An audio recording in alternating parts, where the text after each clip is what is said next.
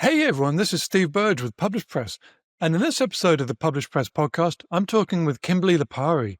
Now, she lives near New Orleans in Louisiana and runs the Valet agency.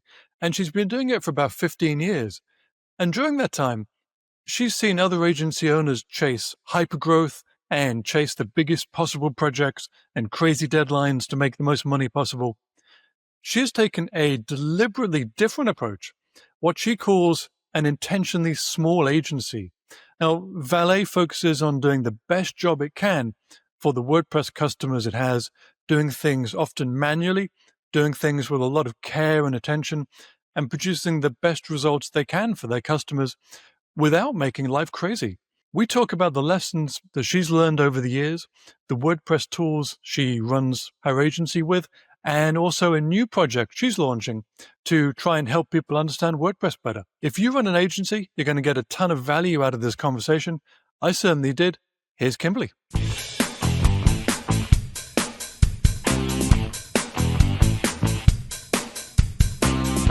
Hey, Kimberly, welcome to the Publish Press podcast.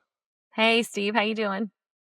Hey, great. So you are the CEO of, well, I've got a question for you, actually. I was listening to a book the other day, book on tape. I drive my kids around all the time. And I'd always assumed that the name of your company was Valet.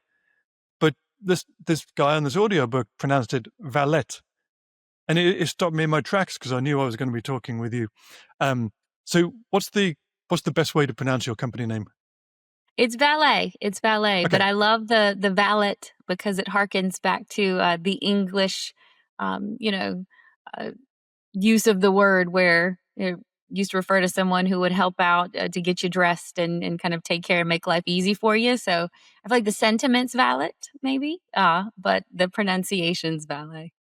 Oh, is valet maybe the old-fashioned way to pronounce the word? I think it's very UK. It's a Okay. yeah. It goes back to the old money families where they had Downton Abbey, right? Where they had the full staff service in house and things like that. Yeah. I feel like I should have known that then. So what does valet mean in the US context in terms of your company, in terms of what you do? The word valet usually means the people that park the cars, right? So you go drop your car off at the valet. But for us, I guess it's a digital version of that, right? You bring us your website and we make sure that it's taken care of while you do what you need to do. So I guess the two are related then. The British version in terms of being a servant, in terms of helping out, and the American version very similar. Just yeah, in a we went particular. round and round with that whenever we did the brand, kind of stuff, and we're like, oh, we love that it overlaps. It works on many different levels. So who in particular are you helping? What kind of customer, what kind of client does valet service? So the majority of our clients, our point of contacts are marketing folks who are in a business or are part of a team that has a WordPress website as part of their assets and promotional materials. So we don't have a industry we work with in particular. We span quite a few of them. But the thing they usually have in common is that there's a role somewhere in a business where they need either technical help or advisory help, or even just the basic foundations of the maintenance and support, everyday stuff. So these are almost accidental WordPress users. It's a Yeah, company that may have gone to an agency and said, build us a website, and it happened to be WordPress. yeah, I think so. A lot of them come from their legacy websites, right? "Oh, I just got this job, or I've been working here 10 years and this was what it was before I got here. So it's whoever chose at the time, whoever was in charge of building the website or getting it done, whatever they picked. And then I think as developers, just and agency owners, everybody in the space, we kind of pick tools, right? We get the say, and sometimes we just say, "We'll build you a website." We don't always say what it is.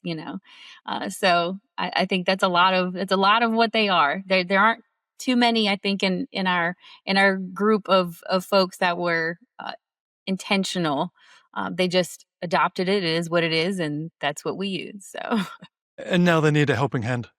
Yeah, exactly. Once you start digging into it, or you get somebody that finally starts asking questions and they go, wait, what is this? And then you need help sorting it all out.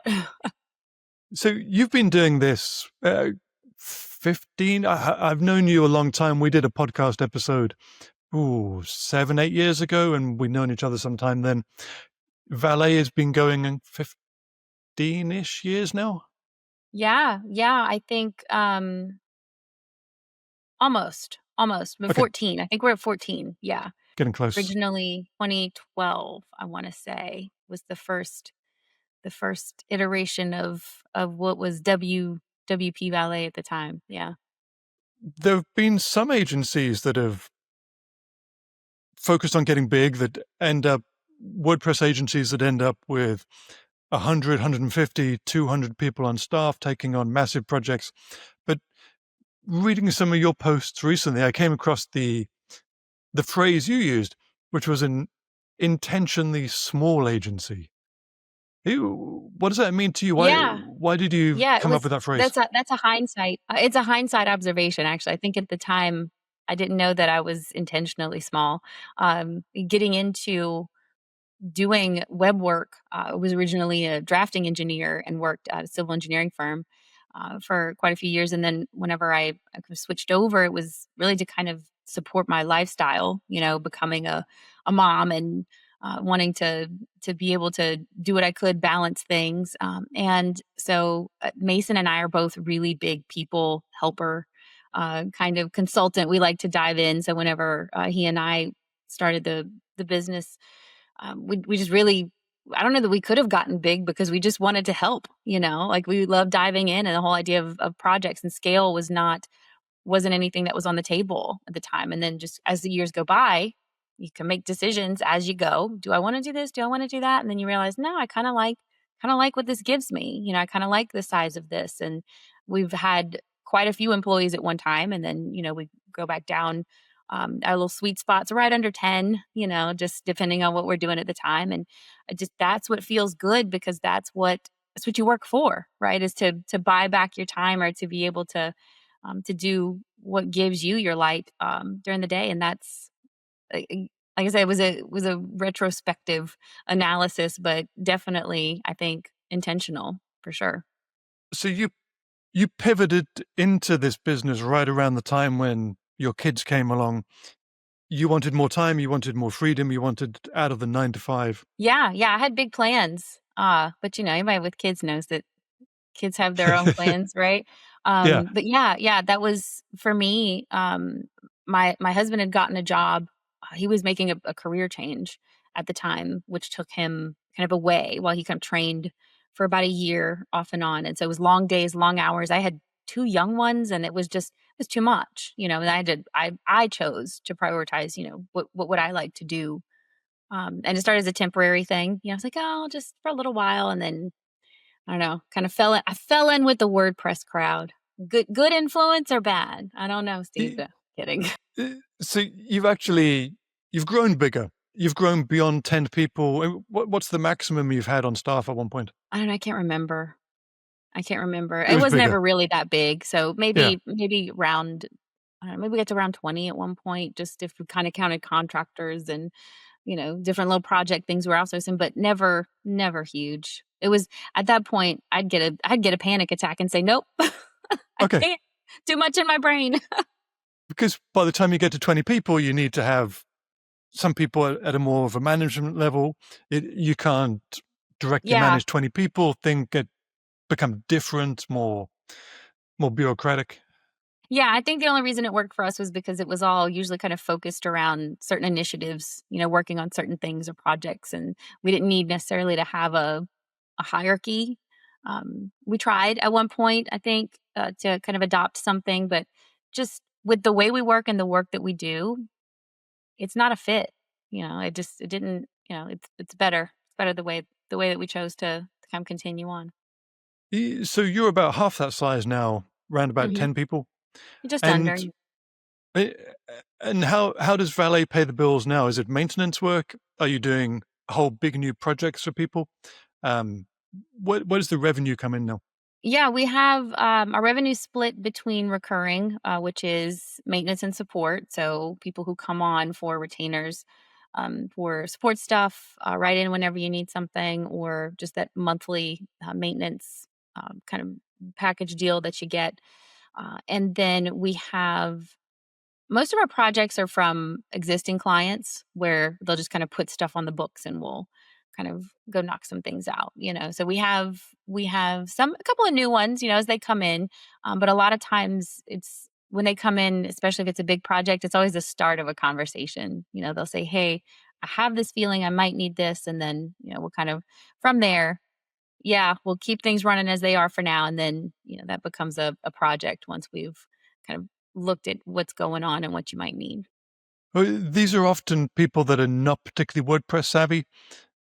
That Correct. They are not WordPress savvy, but they are very intelligent professionals in their own rights and fields. So it really just becomes an issue of terminology, semantics, and understanding structure and architecture. And they're usually professional enough that they know that having someone in their camp and adding to their resource team actually makes more sense than deep diving to go and do a lot of that stuff themselves.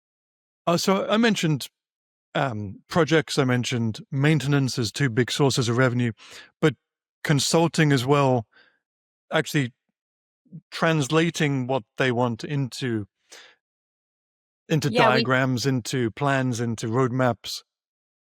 Yeah, we spend a lot of time, even in smaller support questions. Sometimes we'll spend a lot of time kind of poking at the edges of an idea. You know, hey, I would like this. Well, you know, I looked at the site and I know that we've been talking about kind of changing this thing up for a while. You know, we could swap this out while we're creating this new landing page for you, and then connect it up to that new other thing that you have. And so, from there, you just kind of start talking um, through what they want, and then we build the mental model of how it would work structurally. But a lot of that lately, a lot of it, yeah. There's a lot of turnover in technology, right? You get a lot of technical debt, so it gives us a chance to kind of be a little preemptive with some of that stuff, so they don't end up hearing you need a new rebuild in 2 years, and being surprised. Do you, do you get to apply any of your engineering brain to that? You you're educated as an engineer. Do you get to do any of those skills come in useful when it comes to web projects? The skills that come in most helpful are just kind of the ones that do the forest for the trees kind of thinking. You know, we always worked on these massive projects. One example would be we helped with the inlay of a fire hydrant system in a new city center. So you have this big giant plan of a city, and then kind of block by block. Then we have to figure out, where does this go? Is there already a road? Do we need servitude? Do we need to go map this out? Is there another pipeline? Right. So you have these layers of what needs to be considered. Then you have the actual plans, but then those plans are block by block. But when you zoom out, it's a huge overall system. So yeah, that's probably been the thing that I apply the most. I had the misconception when I walked into WordPress or websites rather, that I knew AutoCAD. I knew like four different AutoCAD systems. So like how difficult could this be, right? Shocker, it was very different, but I had all the Yeah. confidence in the world that I knew software, right? So my gross overestimation and confidence comes in handy daily, but also kind of the skills that I took away of understanding how that larger project system works for different layers, and not everything is a direct line of sight to what they ask may not be what they really need. Do you have an example? Have you had any really big, complex projects brought to you by your customers recently? I have had one where we had someone write in and they were having an issue with Google Ads. They were applying for something and wanting to kind of get some things taken care of, and turns out they didn't know why they were being refused. They got their results back, and turns out they were failing Google Page Speed. And this was We will usually engage with clients a lot based on kind of where they are. There's this ebb and flow. Like sometimes you'll have somebody that's real excited and they kind of want to dive and dig in, and then sometimes they're like, "All right, we're good for now." So we try to we try to respect those, the boundaries, and if there's new people that come in and come and go, whatever. So this was a client that we hadn't really done a lot of kind of deep analysis on. We just, okay, this is how you're rolling right now. That's fine. They had a management changeover probably about a year and a half ago.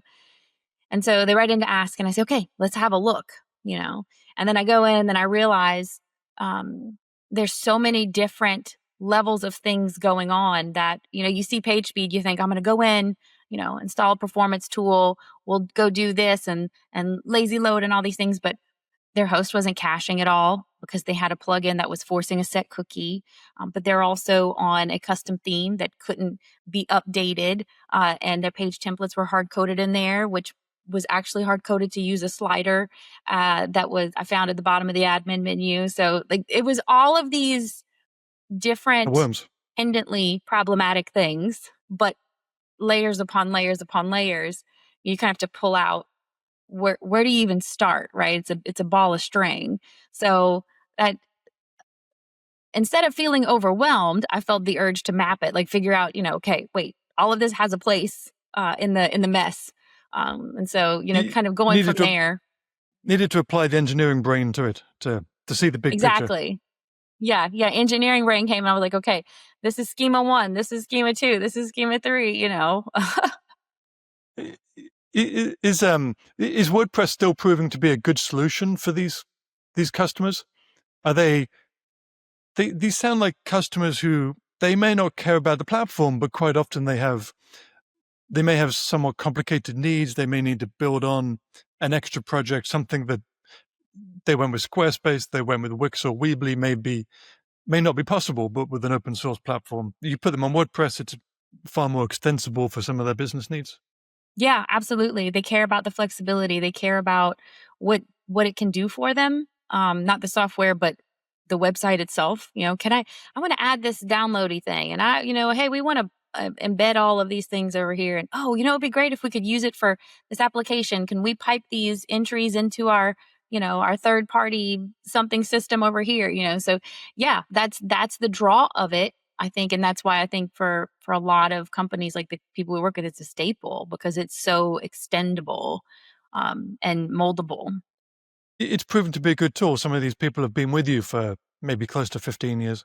Yeah, yeah, we've had some that have been that exceed 10 for sure. Yeah. So what's in your toolbox to manage all these sites? Feel free to share how many sites you're using or how many sites you're maintaining if you want. But what's in your toolbox at the moment to keep on top of maintaining all these sites? Um well, we try to evolve kind of as things change over the years. So we'll kind of change things up here and there.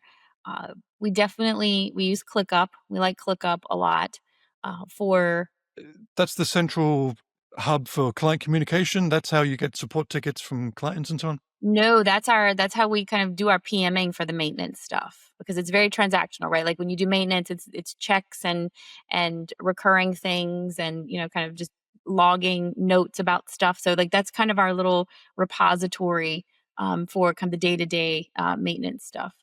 So we kind of start with there. We have a list over 130 something at least in the main list. We are probably one of the very few agencies left that actually uses humans to go do all of the updates. We don't do auto updates. We don't we test on staging, like where we go in and we make sure that we push live.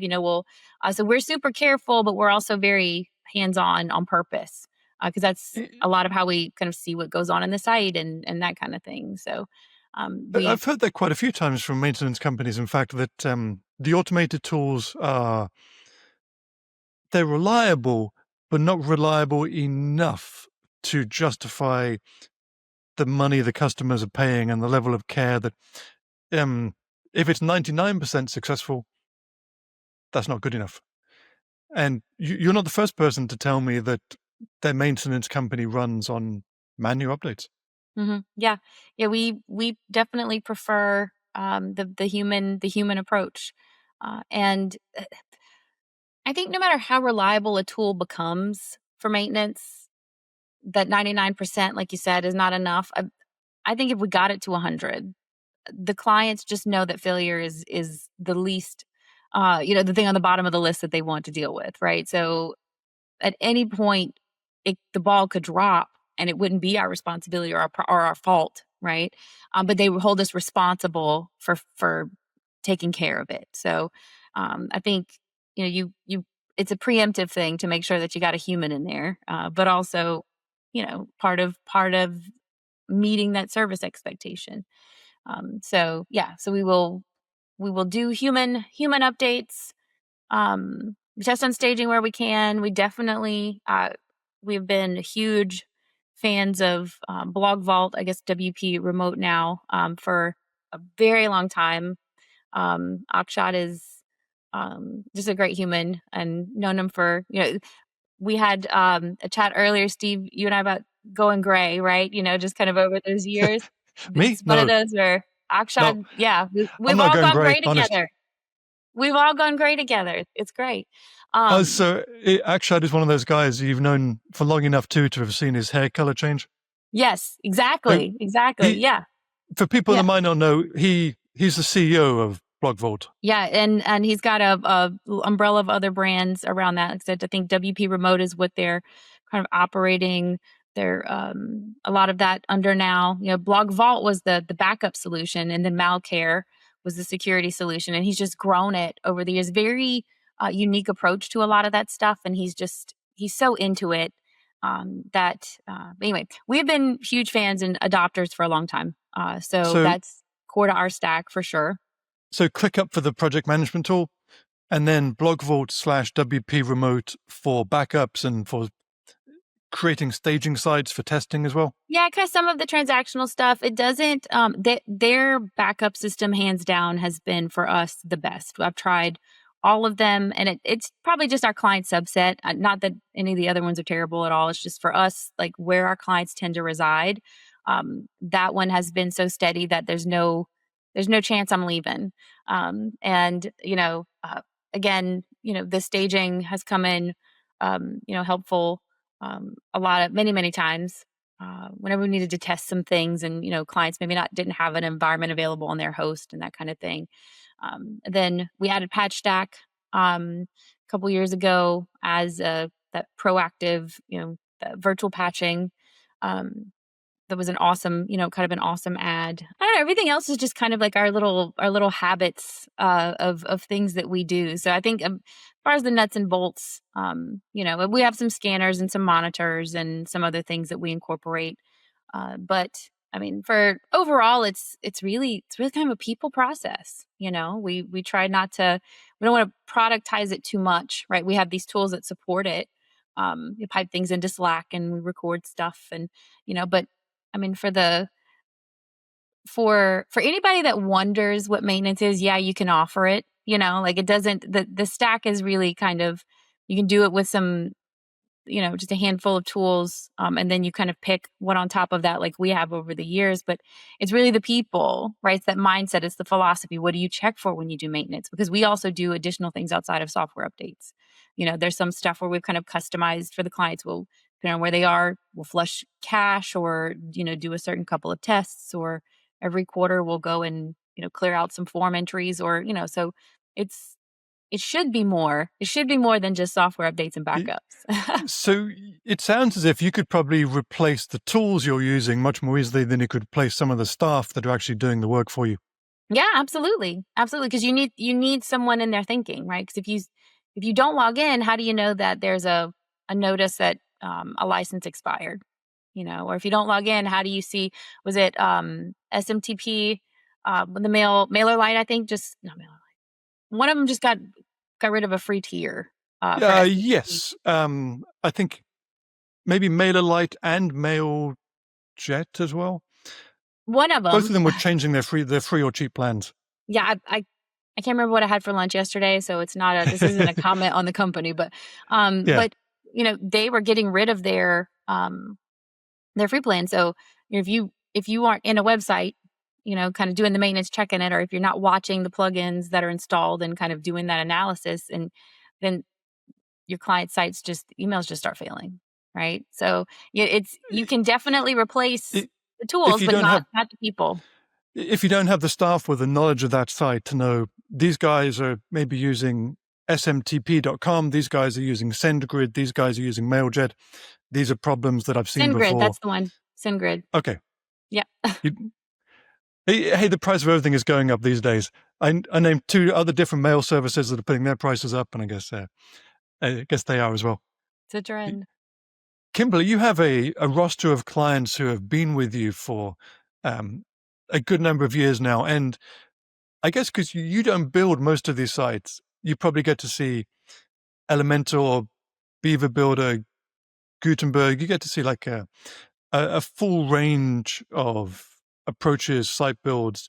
What are the things that are working really well for your clients at the moment? Um, are there themes? Um, are there page builders? Are there things that are really fast, effective, easy to use? What are the good tools you're seeing in WordPress at the moment? Oh, that's a trick question, because a lot of what we do is a slow burn fix, because not Okay, everybody comes in ready to kind of do a rebuild. But whenever we are asked, and we are asked for our opinions and our suggestions, or whenever we'll do kind of a scope, we always start with bricks if there's a theme involved. interesting. Yeah, yeah, we That's really. a page builder that's really taken off in the last couple of years. Yeah, yeah, we really like it, because it allows you to build kind of a framework underneath the website in a very correct structural way, and you have some kind of tools as you go. Maybe create some CSS classes. Oh, I could do this here, and then you can create them while you're doing that and use them later on down the road. So it's a very build friendly tool with really good structure.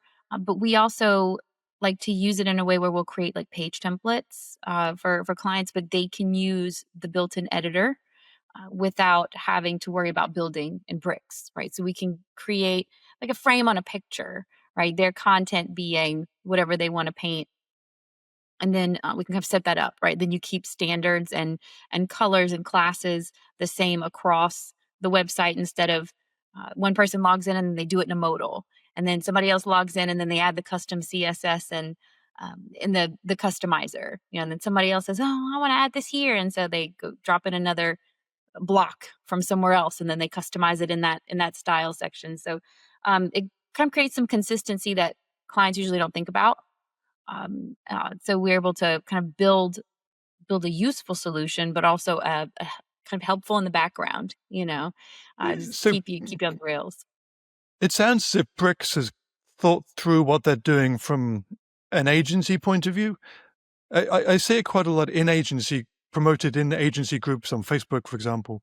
And it sounds from your description as if they're able to keep the designers on the team happy in terms of having a good framework and then allowing your team to apply that in a user friendly way in the admin. That it's the kind of thing that an agency thinks about in terms of the whole process from having a solid design to having a solid user interface. Yes, yes. And there are some other ones that we've used over the years. Um, the thing I find, especially about like when you pick a solution, right? Um, Oxygen, bricks, any of those kinds of things, you are working with the software version of someone's opinion of how things can go, right? Or how things should work. I think that's evident with some of the other ones that have kind of come out lately, right? In Elementor, they want to give everybody, their opinion is everybody should have everything available, right? So you get all these different modules and add-ons and things like that, where with a tool like bricks, it's let's look at the structure first, not the front end capabilities. So for It's a us, very it's different opinion. yeah, it is. Uh, And so that's when you adopt a tool, right? Like it's really just kind of where do your opinions fall in line with the opinions of the tools that you're using, and how you want to use it. What product we actually built a plugin on ours. We have a starter. We have a plugin on ours that'll kind of turn off certain features, right? Just to kind of get them out of the way. What are the core units that you need to use. So really picking any kind of software, it's all about their opinions, whoever created it. So you have an activity logging plugin, right? You're not the only one, but yours is different, right? It's your opinions of how of it should be assembled and viewed and put together. So that's kind of we feel about bricks with the theme. Just kind of really checks a lot of boxes for us. It makes your designers happy. It does. It does. It gives them some options as well to be best practice, right? Technically correct, but also, hey, yeah, we can, we don't have to hard code everything. We can get you some little flexible boxes here or some things that you can reuse. But also, I'm not sacrificing standards to get you a button that flashes when you scroll the page. And is bricks? I apologize. I've not used it before. I've seen videos of it. I've seen people recommend it. I've not used it before. Does it allow you to be fairly open to other parts of the WordPress ecosystem? I know if you go down the Elementor path, for example, you're basically jumping in with 2 feet. Everything you do has to be Elementor specific, Elementor supported. Is bricks a little different, a little more open to embracing other solutions that don't have to be built specifically for bricks? Would say, yeah, absolutely. Absolutely. Now I may be telling on myself because I'm not the one that does a lot of that all day, every day. Right. So I dabble. I know enough to break things, which drives my team crazy. But anybody that knows me knows that that's my favorite thing to do is to go poke around. But everything that I've seen, I've actually used it with cadence blocks, and a brick theme and, just kind of mix. But as far as a first layer, I think it's incredibly friendly with everything that I've seen, that we've used it with. Well, I'll back that up. It's incredibly friendly with everything that I've seen, that also shares its opinion that every tool has a job, and you don't need to go all in on Oh, one so you thing. can use Gutenberg blocks with it. Yeah, that's how we like to use it. So we will build a page template. So you get your header, your footer, or just a template, a wrapper for whatever. And then when the client opens the page, they just use a block editor. And That's so when you view the considerably page, different yeah, when you view the page, go ahead. from say WP Bakery, from say Beaver Builder, from any of the more traditional page builders. That's a considerably different approach. Yes, yes, because it allows us we can pre-style the buttons, we can pre-style, frames for images and handling and things like that. Kind of whatever wraps around that content, so that they put what they need to in the block editor, and then when you view the page, they don't have to worry about setting spacing and all those kinds of things. Like that can all be done ahead of time. That's one of the best things about it is it's a global style set that you can kind of set. And, just that way they can focus on content. Nobody's fiddling with, oh, I tried to do this, but now the footer's kind of all wonky because I added some pictures here. And you go, oh, you shouldn't have done it in that block. No, we eliminate that. Give you some good standards and let you do what you do best. Make your pages. Oh, you've done a good sales job for me. I'm intrigued now. That does sound better and more flexible than some of the page builders I've used before. I'll tell you a little story. I had a client who they like to do a lot of things in house, so we'll take care of some of the maintenance and things for them. But um, it was very much a my nephew knows a guy that does web kind of story. Oh, we got my nephew doing this redesign, of the site. You know what? Okay, if you have any questions, just let me know, right? So, I get this Divi version, that he had kind of put together, and what stuff wasn't kind of working right here or there, and eventually, I guess whoever got annoyed with the nephew and kicked him out, and got another buddy, to kind of come in, and he's like, "What? I'm looking at So this. I don't even a know." website designed by 2 random people now. Right, and he looks at me, he's Okay. like, "I don't even know." He's like, "Can we get on a call?" I said, "Absolutely." And he's like, "What would you tell me?" He's like, "I don't mind doing this. I really wanna do it for my buddy, like, you know, but what would you do?" And I was like, "Well, I'd scrap it, and I'd start with bricks." And okay, and I gave him some other things, and he kinda looked through it, and then I got an email probably about 3 weeks later, and he's like, "I just wanna tell you thank you. This has made the world of difference." And it benefits me as a service provider because whenever they're ready, we'll help them push everything live, and then I've got a site that I know, is gonna have, a good foundation, easy maintenance, and all that kinda stuff going forward, so, but it's a pretty cool tool. But do you find yourself still 100% in the WordPress lane as an agency? Is it still are you still 100% building WordPress sites, maintaining WordPress sites? Do you find yourself dragged into other parts of the web, into building SaaS products, to building other things for your customers? Yeah, yeah, we get dragged into if not building, at least kind of consulting on some of those things. We've got some clients that have some pretty elaborate things outside of their website, different sort of like fundraising activities and things like that. So, we'll kind of get pulled into even just kind of talks about data and transferring, and how you handle, and then how does that come from a customer perspective on their end. If someone checks out, and then we really kind of think very wide. HubSpot, Shopify, there's been a couple of other kind of random things that we've kind of touched on over the years. So yeah, we've slowly kind of collected these additional lanes of things that kind of overlap. Well, you were WP Valet or WP Valet before. It's been some time since you dropped WP from the name.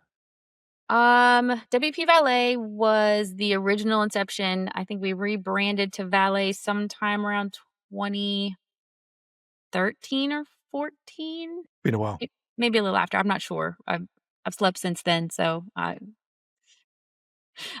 claim I know it was around that. It was somewhere in the that teen era. Then so then it was Mason and I at that time, and then right at the end of It, COVID, I believe.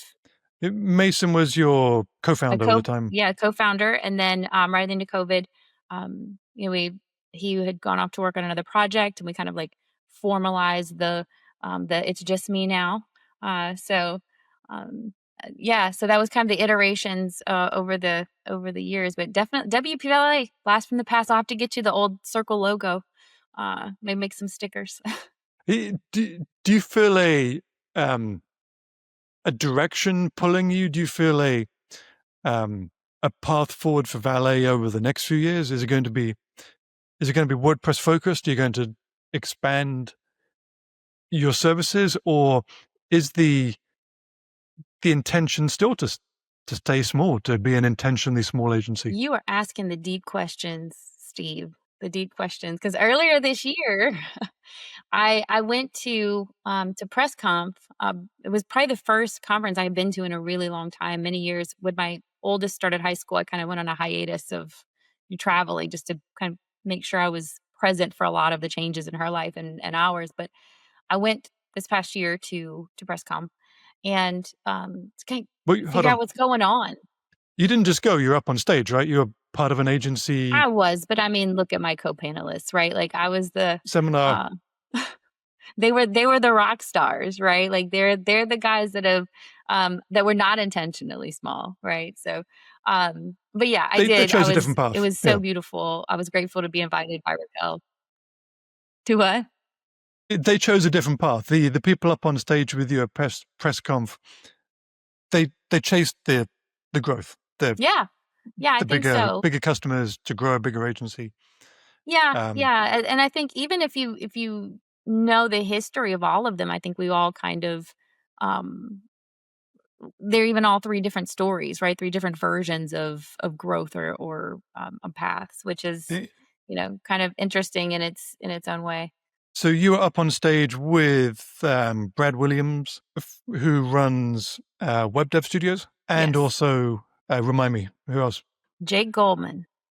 Oh, who They, probably they the were 10 up slash fueled, perhaps the biggest of the agencies that have grown out of the WordPress space. Yep, yep. And I think he was still on that high of the transition at the time, I believe. I don't know. It was still hot news, I guess. Right. His So company had just merged, and I think they have an agency now of several hundred people. yep. Yep. He talked a And lot you, about that. with an intentionally small agency. Yeah, Um, well, I'm listening to him talk, about all of these great initiatives and the kind of merging and stuff, and then all these great energetic things. And I'm sitting there going, I am happy for you, because that solidifies that I don't know that's where I would want to be right now. It's great. It's great to see. It's great to watch. It's great to celebrate. But I was like, oh man, you know what? I no regrets. Oh, so Like I that was your realization at press conf. I was kind of half expecting you would say, and I realized that I wanted to grow a massive agency. Um, but your realization, in fact, was you're happy exactly where you are well, doing what you're doing. it validated where I ended up. It validated that the path. I have no regrets about where I took. There's no bets for the future. I don't know. I may wake up and change my mind. But as far as the road that got me here, and the choices on that to stay small and all that, nope, nope, not. I couldn't imagine adding that to my plate right now. It was just I thought, oh gosh, it's so great, but like, oof, I need a nap. Like I got 3 kids and then needs to take care of. Man, we're That in the and an thick of it. agency is We're in the enough. thick of it. Could you imagine selling an agency that big and getting into a merger with 3 teenagers in your house? I don't know. Maybe it's just me. Maybe my threshold for for pain is is not as high as other people's. Well, I dabbled in agency life before moving into products, and absolutely feel the same way that the agency life was way too hectic for me with young kids at the time. The late nights, the customer deadlines, and well, for people that have watched a few episodes of this podcast, I often have Dan Knaus, who works in agencies, who works with multi-dots, and he will come and go from this podcast. He will co-host sometimes, but often there'll just be an emergency. And Multi Dots is a well-run agency, but it's just part and parcel of the agency life that these panics happen. And even 10 minutes before we were going to do this podcast recording, I got an email from Dan saying, customer emergency, can't make it. Yep, And putting out fires. yeah, and so I guess me and you are similar in that we've made a deliberate decision to avoid those particular aspects of agency life. Yeah, I work very hard to kind of insulate um myself, but also like my clients, right? Like it's the whole idea of I don't want to build something that's not serving truly. So yeah, this whole we came out with the whole peace of mind thing. Day one was like, all right, peace of mind, right? Like if you don't hear from us and if everything's running smoothly, that's actually good news, right? You don't want to hear from me all the time. You want to know that things are taken care of. So kind of really adopted that for everybody involved. There is a book sitting somewhere on the shelves behind me called It Doesn't Have to Be Crazy at Work by the guys from 37 Signals. And that came out, I want to say, right around the time when me and you were making these decisions that we made about living uh, an ambitious kind of grow as big as you can life, or more a calmer life. And their book over at 37 Signals came out once, I'm going to guess like 2006, 2007, very much emphasized life can be done a different way in business. You can have a calm life where people are free to go and pick up their kids without an emergency alarm bell going off at work, where uh, people can work 8 hours and then check out and go and do something else. Yeah, very, very true. It's not it's something I think I don't want to say our generation, but I do think it's something that this time frame of life people are coming to realize a little bit differently than maybe our aunts, uncles, parents, grandparents was very much there was a hustle mode. But now we realize that you can hustle, but you can create some rules around what that hustle looks like for you. So I Yeah, have some I like that. guardrails. But you have launched another project in addition to Valet. Oh my gosh, yeah, a little. You get these little brain bubbles and they don't go away. And then you say, I have to buy the domain, right? Because that's what you do when you get an idea. So that's what us Scratch tech the itch. nerds do. We buy domains. Yeah. How many do you own, by the way? How many random domains? But you know what? I used to be a domainer, I guess that's the phrase, and used to have hundreds and hundreds, but I've sold or dropped them. And now most of them actually are for my kids' projects. They, for their school projects, they will create like 3 or 4 a year. So I Mhm. probably have, I want to say like 40 or 50 domain names just for school projects. And then only about 10 for work. Well, look, I'm proud of you for combing the excess, because I feel like that was something that we get introduced into early on, right? Like, you got an idea, you better go buy the domain name for $10 it. bucks. But Yeah.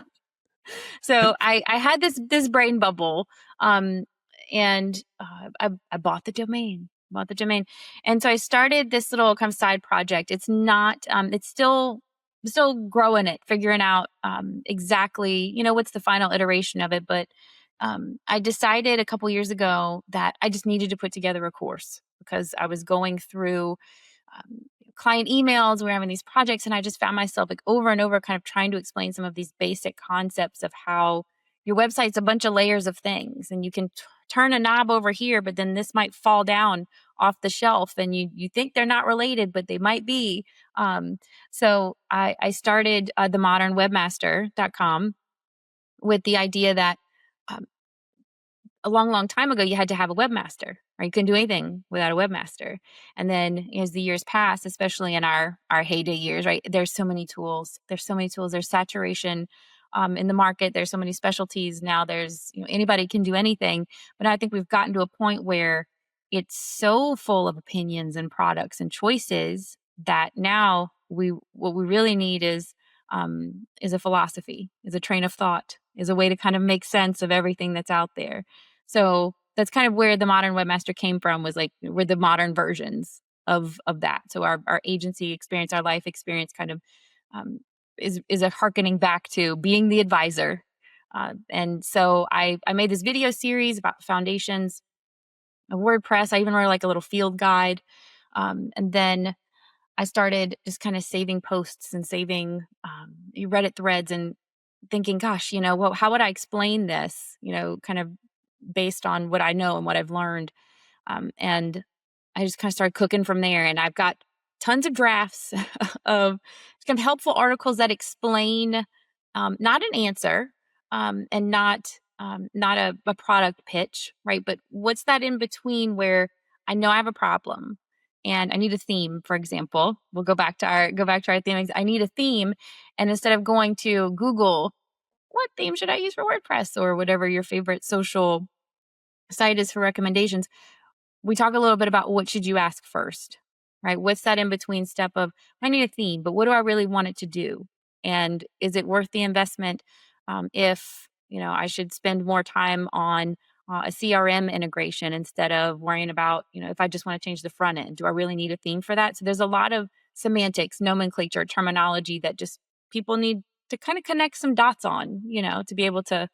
I'm rambling. You can stop me now, but No, no, but that's that's great. kind of that's the sauce, right? Like it's that weird philosophy and troubleshooting, but also kind of guiding thought, just of how we have to think as professionals for people who may not have access to that, or who only have one problem, or who even just need to understand what professional do I ask to solve my problem, right? They don't understand the the fundamentals or the mechanics of their problem. They think it's one thing, maybe it's another. So who do I ask? So just a lot of that.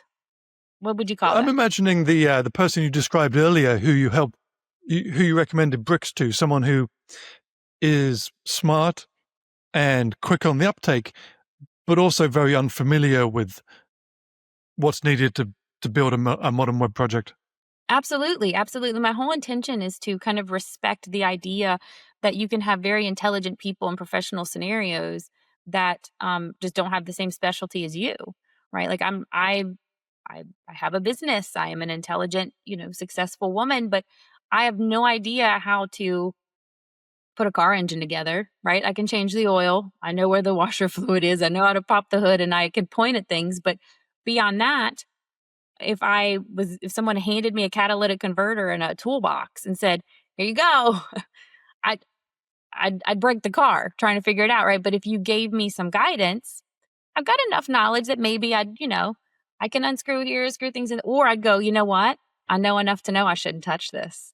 So, for people like me who are, sometimes dangerously brave, but also are smart enough to know maybe I should put this down.